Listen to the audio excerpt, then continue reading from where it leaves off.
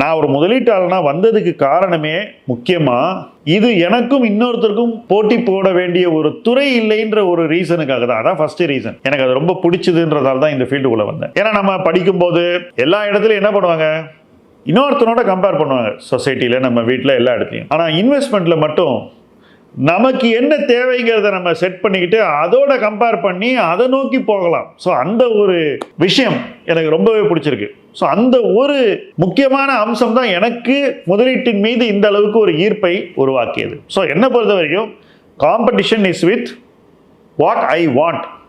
இப்போ எனக்கு ₹1 கோடி வேணும்னா அதை எத்தனை வருஷத்தில் நான் அச்சீவ் பண்ணோம் அப்படின்னு மனசில் ஒரு டார்கெட்டை வச்சுக்கிட்டேன். 10 வருஷத்தில் நம்ம ரீச் பண்ணோம் அப்படின்னு அன்னைக்கு நினச்சேன். 8 வருஷத்தில் என்னால் ரீச் பண்ண முடிஞ்சது. அதே போல் அடுத்த இலக்கு இப்படி போய்கிட்டே இருக்கணும். இதில் முக்கியமான பாயிண்ட் என்னென்னா, எனக்கு இந்த வருஷம் என்ன வேணும் அப்படின்னு ஒரு கேள்வியை நான் இன்னை வரைக்கும் 35 வருஷத்தில் கேட்டதே கிடையாது. இந்த வருஷம் எவ்வளோ ரிட்டர்ன் வேணும், எனக்கு 5 ஆண்டுகளில் என்ன வேணும், 10 ஆண்டுகளில் என்ன வேணும், லாங் டேர்மில் என்ன வேணும், அதை தான் நான் எல்லா பாயிண்ட் ஆஃப் டைம்லையும் கேட்கக்கூடிய ஒரு கேள்வியாக வைத்திருக்கிறேன்.